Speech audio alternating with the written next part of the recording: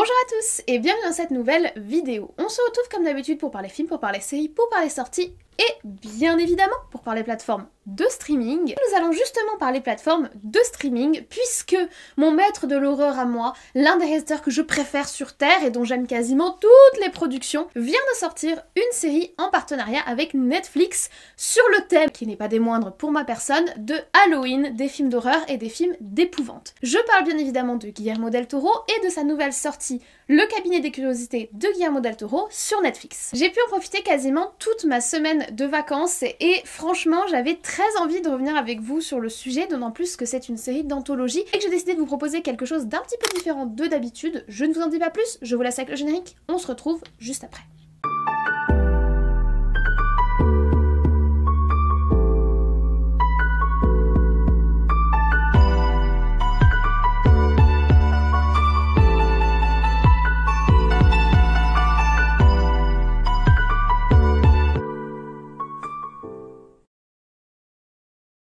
Alors, entre le 25 et le 28 octobre dernier, sur Netflix, sont sortis les uns après les autres par groupe de 2 les 8 épisodes de la saison 1 du cabinet de curiosité de Guillermo del Toro. Cette série qui est donc une série d'anthologie, c'est-à-dire que chaque épisode est indépendant et chaque épisode raconte une histoire différente, a été réalisée en partenariat avec la plateforme Netflix. Chaque épisode dure entre 50 minutes et 1 heure et chaque épisode est autour de la thématique ou plutôt du genre horrifique, épouvante, horreur, possession, enfin bref, tous les dérivés du genre de l'horreur. Ce concept porté par Guillermo del Toro est directement inspiré de la série Alfred Hitchcock Présente, qui a été diffusée entre 1955 et 1962, qui avait pour concept de présenter des petits courts-métrages, des petits épisodes d'à peu près 26 minutes, portant chacun des histoires différentes, mais qui étaient toutes rassemblées par la thématique de petites histoires noires ou petites histoires sombres. Cette série, elle s'est ensuite poursuivie et Hitchcock a porté pendant assez longtemps ce concept qu'il commençait toujours par son très célèbre « Bonsoir », extrêmement sinistre et sévère qui le caractérisait. Mais ça a marqué pendant très longtemps la télévision américaine et ça a permis à Alfred Hitchcock de profiter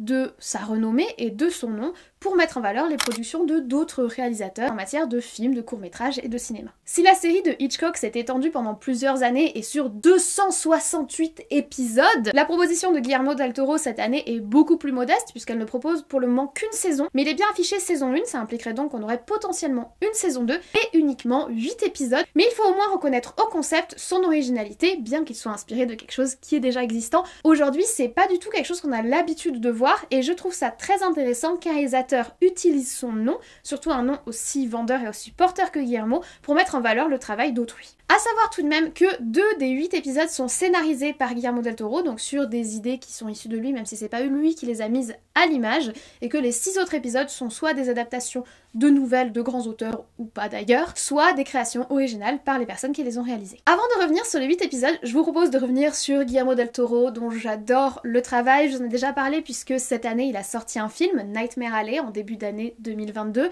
qui était un petit peu en demi-teinte, enfin moi je suis toujours fan de son travail, je trouve qu'il a une façon de filmer, une façon de mettre en scène l'épouvante, l'horreur, la tension, et une façon de poser son regard sur ses personnages qui lui est vraiment propre, quel que soit le genre qu'il approche. Donc j'avais apprécié le film Nightmare Alley, même si je dois reconnaître qu'il n'est pas à la hauteur de ses grands classiques. Je crois que son film le plus connu et le plus important, ça va être Le Labyrinthe de Pan de 2006. Moi c'est un film que j'adore, il est d'ailleurs dans mon générique de début de la chaîne. J'adore vraiment énormément ce film, sa créativité, sa poésie, sa noirceur et à la fois l'espoir qui est porté. Enfin vraiment il y a un équilibre qui est extrêmement intéressant dans ce film. En plus il a des racines, il se nourrit de l'histoire, etc. Enfin j'adore ce film. En 2001 il avait réalisé Les Chines du Diable, qui est d'ailleurs sa première production la plus connue, mais il est également derrière Hellboy en 2004 ou encore Crimson Peak en 2015. Le fameux Pacific Rim de 2013 sur laquelle j'ai réalisé une vidéo entière ainsi que sur ses douteuses suites, mais j'adore beaucoup Pacific Rim et c'est pour vous montrer que Guillermo del Toro il fait pas que de l'épouvante et de l'horreur. Pacific Rim c'est pas du tout ça, on est dans de la SF plutôt, on est dans du mecha, on est sur quelque chose de très japonais d'ailleurs, j'adore Pacific Rim également. Et il a fait en 2017 son film La Forme de l'eau, qui s'il m'a convaincu sur la forme pour le coup, m'a beaucoup moins convaincu sur le fond assez long et assez lourdingue, mais d'une manière générale j'aime tout ce qu'il fait et je trouve toujours une certaine poésie et beaucoup de créativité dans ce qu'il propose, et également en tant que producteur. En fait il a l'œil pour repérer les personnes de talent et il a l'œil pour essayer de mettre en valeur les productions d'autrui, et notamment derrière la production du film L'Orphelinat qui a été réalisé par Bayona. Bayona, je vous en ai déjà parlé quand on a fait la vidéo sur Jurassic World, puisqu'il a réalisé Jurassic World 2. L'Orphelinat, c'est un des meilleurs films d'horreur et d'épouvante de ces dernières années. Et c'est lui qui a repéré ce talent et c'est lui qui a financé ce film.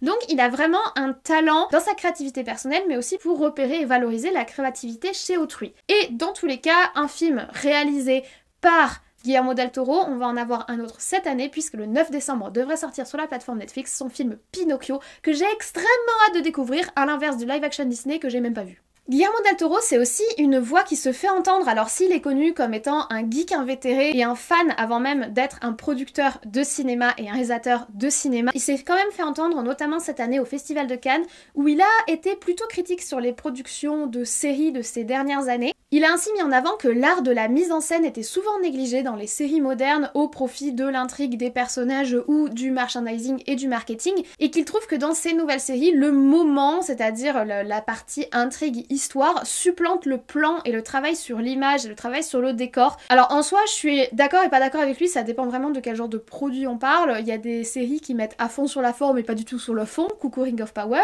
Il y a des séries qui arrivent à allier les deux, coucou House of the Dragon. Et il y a des séries qui arrivent à en allier aucun des deux. Coucou She-Hulk. Donc sur les dernières productions qu'on a vues ensemble, c'est sûr que on rentre dans aucun de ces critères, mais je peux voir ce qu'il essaie de dire, c'est-à-dire que maintenant, sur la production de séries, on essaye plus de créer un produit marketing et un produit qui va plaire que vraiment un produit cinématographique avec lumière, travail sur le plan, travail sur le décor, travail sur les costumes, etc., etc. On peut donc imaginer, d'après l'aspect très critique qu'il a eu au Festival de Cannes sur les séries, que le fait qu'il revienne avec une série sera une série qui, justement, elle, mettra en avant le plan et le décor et pas seulement le fond et l'intrigue. C'est ce qu'on va voir en revenant sur les 8 épisodes de la dite série. Alors moi, ce que j'ai envie de vous proposer, c'est, comme c'est une série d'anthologie, donc une série où chaque épisode est indépendant, je vous ai filmé à chaque découverte d'épisode une petite réaction à chaud sur chaque thème et sur chaque épisode. Je me voyais mal en fait faire un avis général sur des épisodes qui sont très différents les uns des autres, qui sont des propositions très différentes, d'autant plus qu'elles ont chacune un réalisateur ou une réalisatrice différente. La seule chose qui est commune à chaque épisode,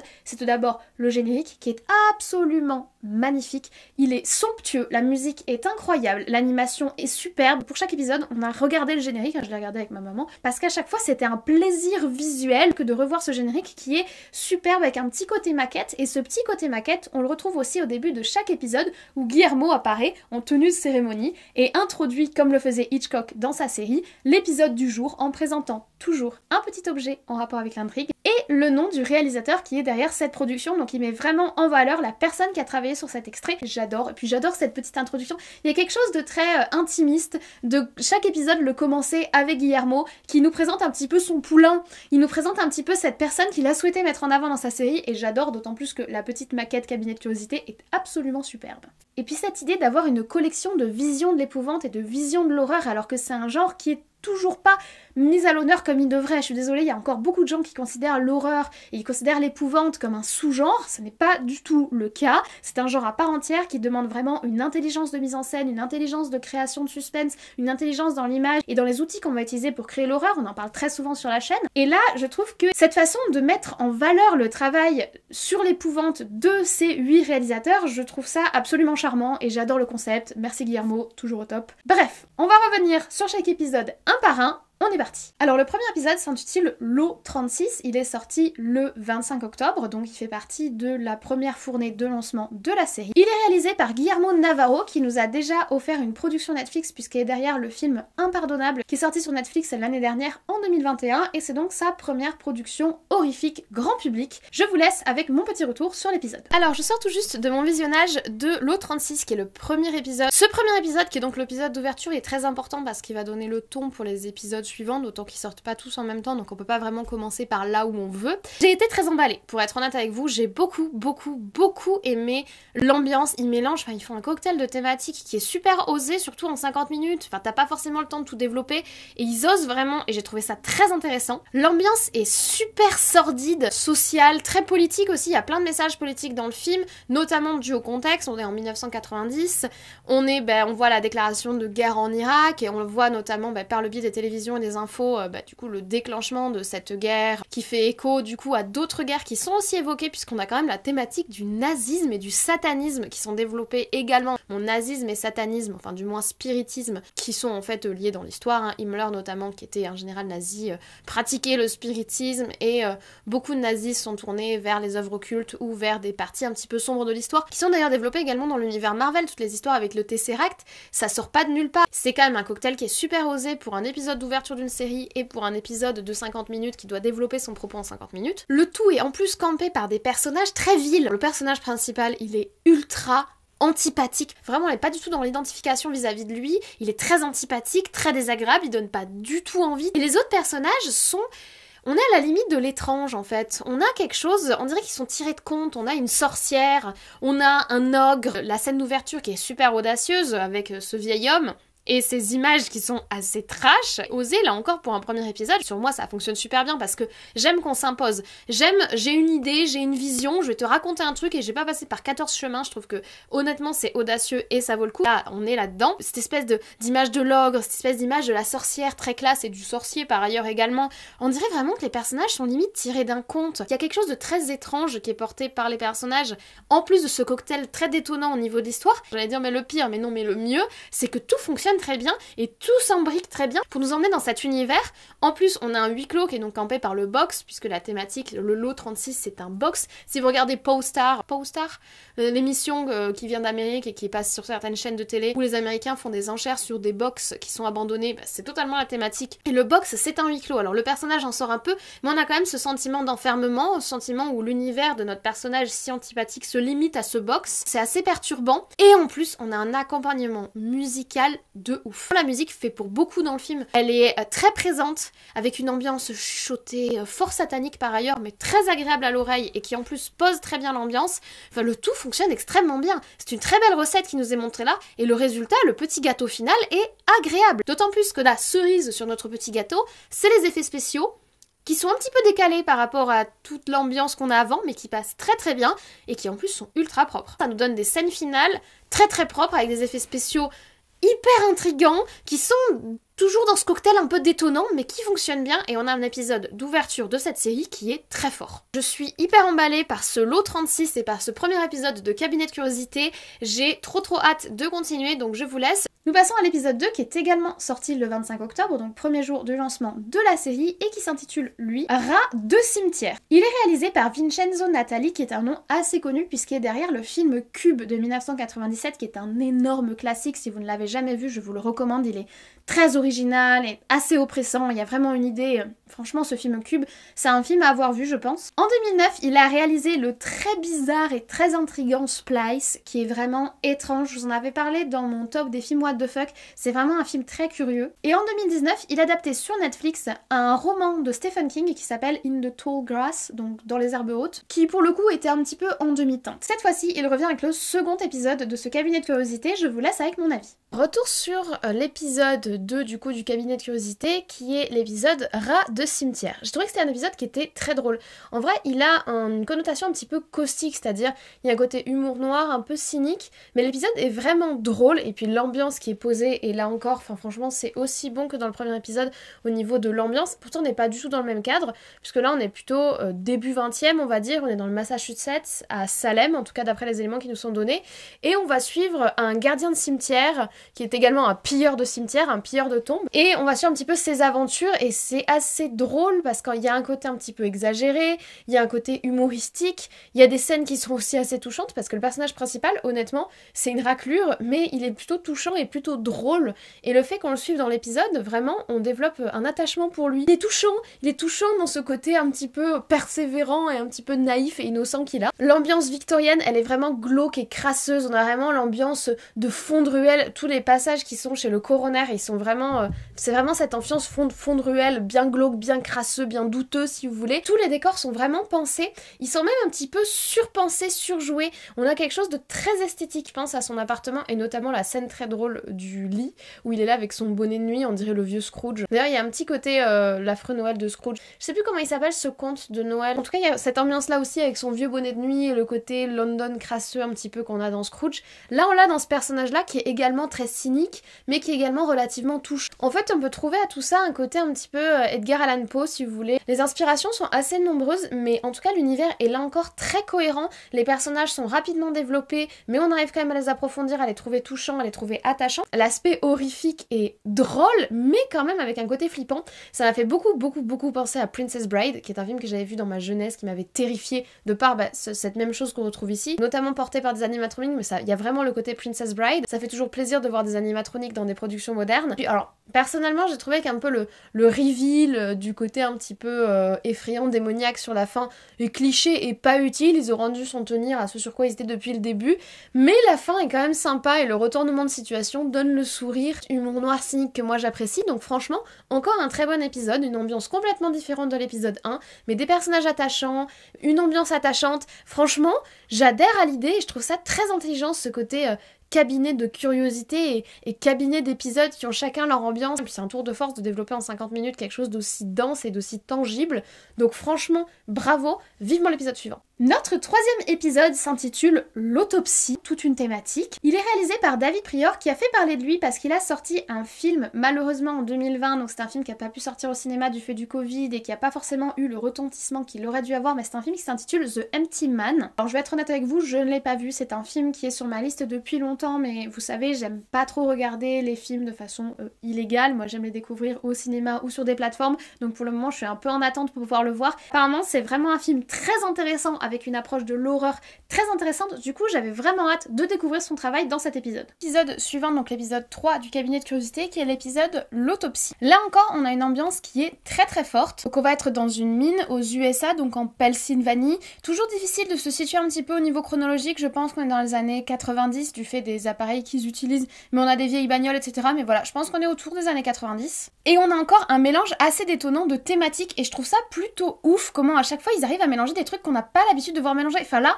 on a de la SF, on a quasiment du zombie, on a une espèce d'ambiance un petit peu thriller, un petit peu enquête. Je trouve ça assez incroyable tout ce qu'ils arrivent à mélanger dans cette série et on dirait que ça fait partie du cahier des charges de chaque épisode en fait, de toucher plusieurs thématiques et d'essayer de les mélanger pour créer quelque chose de complètement cohérent sur 50 minutes, mais de quelque chose de nouveau, quelque chose de différent. Là en plus on a presque un petit côté vaguement steampunk avec le lieu où se passe la majorité de l'action, qui est rouillé avec ses vieilles machines, le fond de mine et ça. Bon, de toute façon les mines c'est des endroits que je trouve très inquiétants et très propices aux films d'horreur, on pensera au film d'horreur The Descent par exemple. On a un shérif qui va demander une contre-expertise à un ami à lui qui est légiste. Les deux personnages sont ultra attachants, là encore sur 50 minutes ils arrivent à nous faire des personnages auxquels on s'attache émotionnellement. Vraiment en 10-15 minutes ces personnages je m'y étais attachée, j'avais vraiment peur qu'il leur arrive quelque chose. En plus là pour le coup on a de longues parties de dialogue et des parties de flashback avec la voix off du policier qui nous raconte un petit peu pour contextualiser l'histoire, et ces parties là fait que on ressent l'émotion, on ressent la relation entre les deux personnages et franchement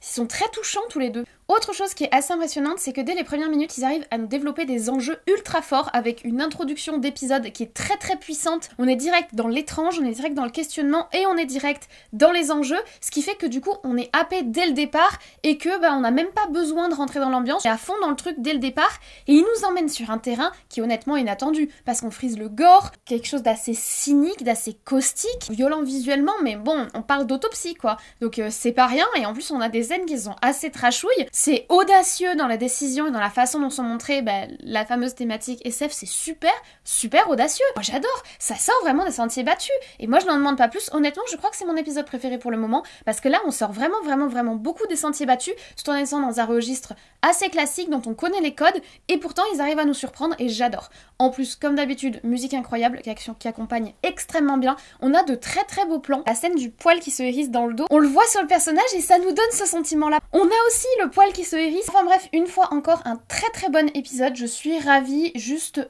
hâte de voir le suivant. L'épisode 4 s'intitule La prison des apparences. C'est le premier épisode réalisé par une femme dans cette série, mais pas le seul évidemment. Il est réalisé par Anna Lily Amirpour. Anna Lily Amirpour, elle a déjà réalisé plusieurs longs métrages. Tout d'abord, en 2016, elle a réalisé le film The Bad Batch. Alors attention, pas la série Star Wars d'animation. Ça s'appelle pareil, mais c'est pas du tout la même chose. Et en 2014, elle avait réalisé l'intrigant A Girl Walks Home Alone at Night.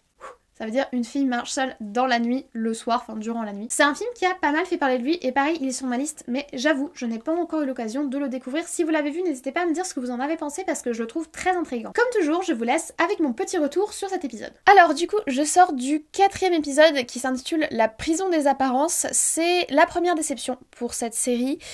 J'ai trouvé l'épisode bizarre. Alors on est dans les années 90, dans la banlieue américaine, on dirait que c'est Noël. On a l'Ode à la joie comme musique, du coup l'hymne européen, un choix étrange. Après c'est une très bonne musique par ailleurs. Mais oui, je suis beaucoup moins convaincue par cet épisode qui est vraiment étrange, malaisant, un peu expérimental sur les bords. Tous les personnages sont grotesques et assez improbables, donc on suit une jeune femme qui travaille à l'accueil dans une banque, toutes ses collègues sont très belles, très attachées à l'apparence et à la superficialité, et elle est plutôt laide, en tout cas elle a des traits du visage assez grossiers, et puis elle est pas du tout talons, paillettes, machin, elle est taxidermiste sur son temps libre, donc vraiment on mélange des trucs complètement antinomiques, superficialité, apparence et taxidermie, grosse ambiance. L'aspect conte avec ces personnages assez grotesques et surexagérés, des gros zooms sur les visages, etc. qui les déforment un peu, un idéalisme de la chirurgie esthétique, etc. On va suivre cette femme-là qui fait des trucs de taxidermie, et il y a tout un message féministe et tout un message social sur la société de consommation. We live in a society, you know, un petit peu féministe, sur le carcan de l'apparence, tout ça. C'est mis en scène de façon un peu improbable, il y a des passages qui sont très longs et très malaisants. C'est très décalé en fait par rapport aux autres épisodes auxquels on a affaire jusqu'à maintenant. Il y a un côté décadent, il y a une lubricité vraiment induite par l'image. Enfin je sais pas, j'ai pas du tout été convaincue par cet épisode, il est pas du tout mauvais, les décors sont très beaux, les musiques sont encore une fois très bonnes. Il y a vraiment quelque chose d'intéressant mais c'est un peu décalé, c'est un peu malsain, tu sais pas sur quel pied danser par rapport aux autres épisodes qui rentraient beaucoup plus dans les codes classiques mais en apportant un renouveau. Là on dirait vraiment qu'on essaye d'exploser les codes. Donc voilà, je suis pas très convaincue, je crois que c'est le premier épisode sur lequel je suis un peu déçue. Un petit peu il sort du lot, il est un petit peu what the fuck, mais voilà, je reste un peu sur ma faim. On continue avec la 3e fournée d'épisodes, l'épisode 5, qui est donc sorti le 27 octobre. Cet épisode est un des 2 épisodes, le 5 et le 6, qui adaptent une nouvelle de H.P. Lovecraft, qui est donc un auteur extrêmement connu. Alors cet épisode s'intitule Le Modèle, puisqu'il va traiter d'art, et il est réalisé par Keith Thomas. On en a déjà parlé sur la chaîne, puisqu'il est à l'origine du film Firestarter, avec lequel j'ai été extrêmement sévère, et je le pensais, de toute façon je le pense toujours. C'est une adaptation d'un Stephen King que j'ai trouvé particulièrement raté, soyons honnêtes. Mais son film de 2019, The Vigil, était beaucoup plus intéressant. J'ai donc très intriguée de savoir qu'est-ce qu'il a bien pu réaliser pour ce cabinet de curiosité. Je vous laisse avec mon avis. C'est la 3e fournée, donc c'est l'épisode 5 et l'épisode 6. On va commencer par l'épisode 5. Donc le modèle avec Ben Barnes, quel plaisir de le voir. Ben Barnes, moi je l'avais découvert dans le film Le Portrait de Dorian Gray. Il est encore et toujours dans la même ambiance, de toute façon ça lui va hyper bien. Et puis on s'éloigne pas trop, là on est sur du Lovecraft, Dorian Gray c'est Oscar Wilde, c'est à peu près les mêmes thématiques, enfin il brasse un petit peu les mêmes ambiances, très gothiques, etc. On retrouve vraiment cette connotation dans cet épisode. On est au 20e, dans une espèce d'école d'art, il y a une espèce de compétition, et on va en fait approcher une forme d'art. Un tableau, ça raconte des histoires, c'est un peu comme un film, comme un épisode de série, etc. Et là, c'est le tableau qui va nous raconter ces histoires horrifiques, et on va les vivre au travers du personnage de Ben Barnes. C'est intéressant, mais c'est un peu mou, pour être parfaitement honnête. C'est pas très horrifique, déjà. C'est pas très dynamique. Alors, les effets spéciaux sont super. Honnêtement, il y a un travail de ouf sur les effets spéciaux. Ça m'a fait beaucoup penser à l'excellent film Don't Be Afraid of the Dark, qui, il me semble, a d'ailleurs été produit par Guillermo del Toro, donc ce serait pas étonnant. Mais Don't Be Afraid of the Dark, si vous l'avez jamais vu, c'est un très très bon film. Ça m'a fait beaucoup penser à ce film-là. On est sur un décor extrêmement chargé, ils adaptent une nouvelle de Lovecraft, donc il y a une ambiance très Lovecraft. On essaie de dévoiler la noirceur de la société, la noirceur de nos personnages, de les faire creuser en eux, un petit côté psychanalyse, etc. Lovecraft, c'est proche aussi de ce qu'on a déjà évoqué dans d'autres épisodes, l'ambiance Edgar Allan Poe, un petit peu. C'est une période où on essaie de creuser la noirceur de l'humain, et Lovecraft va l'approcher d'une façon complètement innovante et complètement différente, ce qui fait que c'est vraiment un auteur qui a une vraie identité. Moi je suis pas une fan de Lovecraft, je suis pas une fan de son travail, donc du coup je suis... voilà, et je trouve qu'en plus, comme l'épisode est pas très rapide et que la fin est assez prévisible et qu'on n'avance pas des masses, j'ai pas été 100% convaincue. Alors j'ai beaucoup aimé les effets spéciaux, comme je vous l'ai dit. On va dans le violent, on va dans le gore, on va dans le sanguinolent, on est audacieux, surtout sur la fin. Mais voilà, c'est un peu prévisible. Plaisir de voir Ben Barnes, surtout plaisir de voir Ben Barnes aussi. 6e épisode, encore cette fois-ci, une adaptation de H.P. Lovecraft, et il s'intitule Cauchemar de passage. Il est réalisé par Catherine Hardwicke, alors attention à vos oreilles oreilles pour les plus sensibles d'entre vous, Catherine Hardwicke a réalisé le premier film Twilight en 2008. Je sais que certains sont très allergiques, je l'ai vu quand je vous ai fait ma vidéo top 10 sur les vampires, j'ai eu le malheur de parler de Twilight et au moins une trentaine de commentaires ont fait des réactions allergiques à ce film, ne vous inquiétez pas, il paraît que c'est très facile à soigner. Elle a aussi réalisé en 2011 Le Chaperon Rouge. Alors si le film est pas particulièrement intéressant, l'approche visuelle, notamment avec des teintes de rouge, une forêt très sombre et de la neige, enfin moi certains plans m'ont vraiment marqué la rétine. C'est très adolescent, c'est très young adulte, c'est très romance, mais visuellement je trouvais qu'il y avait des choses assez intéressantes. Du coup même chose, j'étais assez intriguée de savoir quel travail elle allait pouvoir faire autour de l'horreur et de l'épouvante dans ce cabinet de curiosité. Je vous laisse avec mon avis. Donc, épisode 6, la maison de la sorcière. On est encore sur une adaptation de Lovecraft, donc on est encore sur quelque chose qui est pas forcément dans des tons qui moi me plaisent particulièrement. Là on va vraiment être dans des codes très classiques, la sorcière, la hantise, des codes extrêmement classiques et visuellement on est aussi extrêmement classique, du moins au début. Il y a une audace au niveau des effets spéciaux, au niveau de la créature on va dire, et là on voit vraiment la touche Guillermo del Toro, très labyrinthe de Pan, très artisanat de l'horreur si vous voulez, donc de ce côté-là je ne suis pas déçue visuellement, franchement c'est très beau, mais bon on a Rupert Grint, donc l'acteur de Ron, il joue bien mais c'est pas transcendant, puis là encore c'est plutôt mou honnêtement, et on part sur des choses un petit peu audacieuses autour du spiritisme etc. au début de l'épisode. Au final on tombe dans quelque chose d'extrêmement classique, on revient vraiment sur les sentiers battus, on a des designs qui sont très classiques hormis cette fameuse créature dont je vous parle. Bof, voilà, je sais pas comment dire, je deviens exigeante comme les autres épisodes étaient vraiment excellents, je deviens exigeante parce qu'en soi c'est quand même très très bien. Ça m'a fait aussi penser au film Quelques minutes après minuit de Bayona qui était un des poulains de Guillermo del Toro, donc la boucle est bouclée une fois encore. Et en soi, j'ai trouvé la fin savoureusement cynique, mais à la fois assez prévisible, assez classique et un peu grotesque. J'ai trouvé qu'en fait, ça manquait de finesse sur cet épisode. On manque vraiment de finesse, on manque vraiment d'une analyse, d'une profondeur, d'une volonté d'aller plus loin, d'une volonté d'aller à la croisée des chemins. Alors oui, voilà, ils évoquent un petit peu le spiritisme ou la drogue, enfin... Mais il n'y a pas cette volonté, comme on avait dans les autres épisodes, d'être un peu transcendantal, de s'inscrire dans les codes tout en les dépassant et tout en allant plus loin, donc... Ouais, là un petit peu sur ma faim, là encore. Pas très bonne fournée, la fournée du jeudi soir, Je sais pas ce que vous en pensez, mais pas convaincue par ces deux épisodes. On verra demain. Septième épisode, il s'intitule L'exposition et il fait partie de la dernière fournée de lancement, celle du 28 octobre 2022. Il est réalisé par Panos Cosmatos qui est derrière le film très bizarre de 2018. Alors, film très bizarre signifie Nicolas Cage, donc c'est un film avec Nicolas Cage qui s'appelle Mandy. Si vous ne l'avez pas vu, franchement, pareil, il mériterait carrément d'être dans les films What the fuck tellement il est étrange ce film. Franchement, quand j'ai vu son nom, quand j'ai tapé dans mon moteur de recherche et que j'ai vu Mandy avec Nicolas Cage, je me suis dit qu'on allait avoir quelque chose d'échevelé, donc je vous laisse avec mon avis. Ouh, coucou mon petit chat. Ouh, sur mon poilu. On commence déjà avec le 7e qui s'intitule L'exposition. J'avais senti, d'après le réalisateur, que ça allait être expérimental, et c'est expérimental et un peu psychédélique. Très particulier cet épisode. Je le classerai un petit peu avec l'épisode 4, même si je crois que je l'ai préféré à l'épisode 4, je crois. Très belle photographie, très belle lumière, très beau décor, années 70, le côté un petit peu disco, psyché, etc. Les lumières sont magnifiques, les plans sont superbes, j'adore la symétrie, donc moi là de ce côté-là je suis gâtée. Et même sur la fin, au niveau des effets spéciaux, ça m'a fait un peu penser à Mars Attack, mais c'est pas négatif, il y a ce côté un petit peu old school qui est assumé. Du coup il y a des visuels avec ces effets qui sont... très inattendu, c'est encore une fois assez audacieux et moi j'apprécie ce côté-là. Il y a encore ce côté artisanat de l'horreur, un petit peu fait main, vous voyez, on n'est pas sur des effets numériques et ça fait plaisir à voir. Sur l'épisode en lui-même, qu'est-ce qu'on s'ennuie? Soyons honnêtes, c'est très très long. La scène d'exposition dure des plombes, les dialogues durent des plombes, il n'y a pas d'enjeu. Soit ce qui se déroule est absurde. Les décisions des personnages sont toutes plus absurdes les unes que les autres, donc il n'y a rien qui se tient, donc tu te sens pas investi émotionnellement dans ce qui est en train de se passer. Puis ils sont là, ils font leur dialogue... Tu sais pas où ça va, aboutit à un truc complètement inattendu évidemment. En plus de ne pas savoir où ça va, c'est... voilà, c'est psyché. Je pense que ça fait honneur aux années 70 d'une certaine manière. J'ai pas détesté parce que visuellement ça fait un peu ARSC, ça fait un peu expérimental, mais dans le bon sens. Vous savez que moi je suis un peu relou sur ça. Des fois c'est expérimental, ça me déplaît, des fois c'est expérimental dans le bon sens, là j'aime bien. Ils partent quand même sur des terrains glissants, politique machin, ça faut oublier tout de suite, drogue machin. J'ai aimé l'audace visuelle, j'ai aimé l'audace des décors, ça tranche vraiment avec tout ce qu'on a eu, tout le gothique récurrent. Là, il pose quelque chose. Maintenant, ouais, je me suis quand même vachement ennuyée. Mais c'était audacieux, et c'est ce qu'on apprécie. Je vous ai pas dit, mais j'ai trouvé qu'il y avait un côté super Scooby-Doo.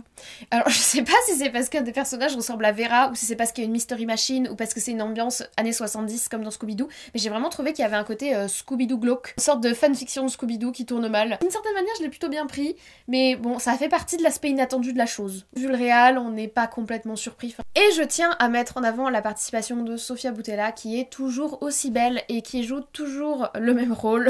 Non, elle joue un peu le même rôle que dans Kingsman, mais elle est vraiment magnifique, cette femme, très magnétique. Puis là, elle est vraiment très bien mise en valeur. Ça rattrape pas l'épisode et ça rattrape pas le fait que je me suis beaucoup ennuyée. Mais il y a des arguments, il y a de l'argument. Il y a plus que d'arguments que dans l'épisode 4, donc c'est pour ça que je pense que je l'ai préféré à l'épisode 4. Et 8e et dernier épisode, mais pas des moindres, il s'intitule Murmuration et il est réalisé par personne d'autre que Jennifer Kent, deuxième réalisatrice femme de cette fournée de la première saison du Cabinet de Curiosité de Guillermo del Toro. Jennifer Kent, elle a réalisé un film d'horreur qui vaut clairement le détour si vous ne l'avez jamais vu, c'est Mr. Badabouk, il est excellent, il est juste horrifique ce qu'il faut, de l'épouvante un peu à l'ancienne, très malsain, enfin bref, si vous n'avez jamais vu Mr. Badabouk, allez-y. Vraiment, ce qu'elle semble proposer dans ce film correspond totalement à ce que Guillermo del Toro semble rechercher d'après ses déclarations à Cannes, etc. Donc je pense que ce n'est pas étonnant qu'ils aient terminé avec ce 8e épisode, pour lequel je vous laisse mon avis. Épisode 8 et dernier épisode de cette anthologie. Il s'appelle Murmuration. Il va traiter d'un phénomène naturel qui est ce phénomène des oiseaux qui se mouvoient en groupe, mais ça va être un phénomène qu'on va aussi retrouver pour les bancs de poissons par exemple, mais il me semble pas qu'on l'appelle murmuration pour les bancs de poissons. Ce phénomène qui avait déjà été traité par le film Nuée, mais pour les insectes, et qui avait déjà été abordé dans le film Ogre dont on a parlé cette année, qui est un film français pas réussi complètement, mais qui abordait la même thématique. Là pour le coup, c'est vraiment beaucoup mieux abordé. Déjà visuellement c'est magnifique parce que déjà c'est nuées d'oiseaux, c'est absolument sublime. Là ils ont choisi un lieu de tournage magnifique, la maison est magnifique, l'île est magnifique, des couchers de soleil sublimes, la façon de filmer les personnages, la façon de filmer l'intérieur, la façon de créer l'angoisse. On est sur des vieux leviers d'horreur. On est sur de l'horreur très classique, de l'épouvante, d'ailleurs c'est pas de l'horreur, mais on est sur de l'épouvante très classique. Mais qu'est-ce que c'est bien fait, c'est magistral. Très bien fait, il y a tout un aspect psychologique qui rentre en jeu, le couple est extrêmement touchant. J'ai trouvé que la figure masculine était très bien développée. Alors déjà dans l'épisode 4, je trouvais que franchement, pour un épisode qui était engagé un petit peu dans un aspect féministe, etc., le mari, enfin l'époux, était intéressant et sortait un petit peu de ce qu'on a l'habitude de voir, mais alors là, franchement, en plus il est incarné par Andrew Lincoln, il est extrêmement touchant ce monsieur, ce personnage est extrêmement touchant. La façon dont est écrit le couple et la façon surtout dont est écrit le personnage du mari, je l'ai trouvé magistral, c'est de la superbe réalisation, c'est du boulot de ouf. Bon, on est encore une fois dans le 20e, on va encore dans ce côté un petit peu old school, mais c'est beaucoup plus facile d'installer l'horreur dans ce genre de contexte. L'adapte une nouvelle qui a été écrite par Guillermo del Toro, tu sens un petit côté Crimson Peak en fait, voilà, il y a un petit côté Crimson Peak, mais il y a plein d'autres inspirations qui sont super intéressantes. Ça fait penser au film Les Autres, excellent film avec Nicole Kidman, si vous l'avez pas vu, foncez, arrêtez tout, fuyez, allez voir ce film. Ça fait penser au film La Dame en Noir, d'ailleurs, avec l'acteur de Harry Potter qui s'appelle Daniel Radcliffe, excellent film par ailleurs. Et il y a de très beaux clins d'œil, et franchement la réalisation est magistrale, je trouve que c'est une très belle façon de terminer cette anthologie. Alors, on n'est peut-être pas autant à la croisée des chemins, on n'est peut-être pas autant dans quelque chose d'audacieux comme les autres épisodes, mais c'est de l'horreur classique magistralement menée, et je n'attendais pas moins par la réalisatrice de Mr. Badabouk. Franchement, merci. C'était un très bel épisode. Faire ça sur 50 minutes, alors qu'il y a des gens qui n'arrivent pas à faire ça sur 2 heures de film, mes respects. Voilà, nous en avons fini pour cette anthologie d'avis sur une anthologie d'épisodes pour une série assez innovante en fait. Alors oui, elle reprend un concept, mais elle est innovante par rapport à ce à quoi on est habitué. Je trouve qu'il y a vraiment une volonté de la part de Guillermo del Toro et donc de Netflix, mais je pense pas que l'idée vienne d'eux, il a dû leur proposer le concept, de mettre en valeur le travail d'autrui, de mettre en valeur plein de regards sur l'horreur et sur l'épouvante. Je trouve que c'est d'ailleurs parfait pour Halloween parce qu'il y aura toujours un épisode qui conviendra. Alors oui, je conçois que la plupart des épisodes sont assez violents visuellement. On a du sang, on a du gore, on a du cracra, on a de l'audacieux, on a de l'étrange, on a du malsain, mais c'est Halloween, c'est l'horreur, c'est l'épouvante. Je veux dire, au bout d'un moment, s'il me fait une anthologie de moyen métrage d'horreur et qu'on fait quelque chose de super lisse et de pas du tout violent et de pas du tout choquant, pour moi, on n'est pas dans la thématique et on aurait été hors sujet. Donc ça, totalement normal. bien qu'effectivement ça peut gêner des gens, mais c'est pas un genre pour tout le monde. Moi la comédie ça me gêne, ben c'est pas un genre pour tout le monde non plus, ça dépend des goûts. Là je trouve que franchement ils ont frappé fort et qu'ils ont vraiment réussi leur concept de mettre en valeur cette espèce d'artisanat de l'horreur, dont Guillermo del Toro est pleinement acteur. Là sur cette série il a beaucoup participé, notamment à la création des monstres, à la création des créatures, à l'imagination de tout ce bestiaire fantastique et de tout ce bestiaire de l'étrange. Comme je vous l'ai dit, à Cannes, il a fait une petite sortie sur le fait que les séries de maintenant manquaient de plan et manquaient de réflexion sur l'image, et là on a exactement eu ça, de la réflexion sur l'image, sur le plan, sur le décor, sur la musique. Il y a vraiment tout un travail de réflexion. Pour des moyens métrages d'1 heure, chacun pose une ambiance et une histoire qui est forte et qui est là. Certains sont un peu longs, je suis d'accord, mais je trouve quand même qu'il y a un super travail d'avoir rassemblé ces réalisateurs, rassemblé ces visions dans cette espèce de groupe, on dirait presque un groupe de réflexion, un groupe créatif sur l'épouvante, avec plein d'idées, plein d'innovations, et c'est 15 fois plus innovant que la moitié des films d'horreur que j'ai vus cette année au cinéma. Il serait temps de se réveiller un peu parce que là, ils ont laminé la concurrence de l'horreur sur toute l'année, et ça fait mal pour certains. Se faire laminer par un moyen métrage d'une efficacité redoutable sur une plateforme de streaming alors que toi t'as eu le budget pour sortir quelque chose en salle au cinéma, remets-toi en question, relance ta créativité, bois du café, je sais pas, fais quelque chose. Je suis pas énervée, je suis contente d'avoir eu cette production-là, mais il faut quand même voir qu'on est en octobre, et que là, sur toute l'année 2022, pour le moment, je peux pas vous citer un film d'horreur qui a réussi à concurrencer tout le travail que j'ai vu là sur cette série. L'horreur, c'est pas un sous-genre, c'est un genre qui mérite la créativité que ces gens lui apportent, et ça fait plaisir à voir d'avoir quelque chose d'aussi créatif, d'aussi innovant, d'aussi intéressant, d'aussi visuel. Oui, il y a des défauts, mais ça fait plaisir à voir parce qu'au moins, ils testent. Tu peux tester et te tromper, mais au moins t'as le mérite de tester quelque chose, quoi. Donc je suis très contente d'avoir eu ça pour mes vacances. Chaque jour j'avais 2 petits épisodes à découvrir, c'était un vrai plaisir. Donc si vous n'avez pas vu la série, franchement je vous la recommande. Oui, âme sensible, peut-être s'abstenir, mais ayez l'audace de cliquer sur les épisodes. Je vous en ai parlé un petit peu des différentes ambiances, donc peut-être, vu que ce sont des anthologies, vous pouvez regarder dans l'ordre que vous voulez, peut-être laissez-vous d'abord tenter par les épisodes qui vous titillent le plus, qui vous intriguent le plus, mais franchement, laissez-vous tenter. Allez-y. Voilà, si vraiment vous accrochez pas, et ben ça dure qu'1 heure et c'est pas grave. Voilà, je vous remercie d'avoir suivi cette vidéo un petit peu particulière jusqu'au bout. J'ai conscience qu'elle est un peu longue, mais comme je voulais revenir sur chaque épisode, ben forcément ça prend du temps. J'espère quand même que vous avez apprécié votre visionnage. Si c'est le cas, n'hésitez pas à laisser un petit like. Comme vous savez, ça fait toujours extrêmement plaisir. N'hésitez pas également à me laisser en commentaire si vous avez vu la série, quel a été votre épisode préféré. Moi honnêtement, je crois que pour le moment, j'aurais du mal à me décider. J'ai beaucoup aimé l'épisode L'autopsie, que j'ai trouvé de grande qualité. J'ai aussi beaucoup aimé le premier, l'O36, j'ai bien aimé. Le dernier, évidemment. Franchement, pour le moment, mon cœur balance et je pense qu'il va falloir laisser passer un peu de temps pour que je me décide. Donc n'hésitez pas à me dire si vous avez déjà fait votre choix, n'hésitez pas à me dire si vous avez envie de la regarder, si vous l'avez regardée ou pas, si ça vous tente ou pas, si vous la gardez en réserve pour le 31, chose que je peux comprendre. Si vous n'êtes pas encore abonné, c'est le moment, c'est gratuit, c'est juste en dessous. Vous pouvez également activer la cloche pour être tenu au courant des sorties de vidéos, des posts communautaires et des petits avis rapides sur les séries que l'on suit sur la chaîne. Moi, je ne vous embête pas plus, je vous souhaite une très bonne journée, une très bonne semaine, de très bons visionnages, thématique horrifique pour Halloween recommandée, et on se dit à très vite.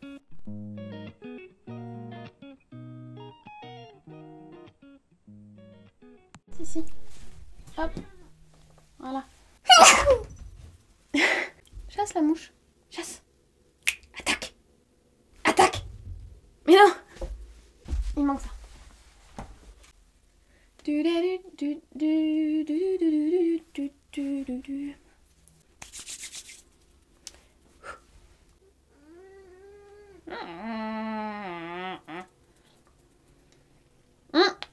Non, pas la lumière. Faut que je sorte la mouche. J'ai sorti la mouche. Et le nom du réel. La musique fait énormément pour le film, le court-métrage, le moyen-métrage vu qu'il dure 50 minutes, et il se fait visiter par la fée des rêves perdus ou je sais plus quoi. Enfin bref, personnage, bref, une fois encore, un très bon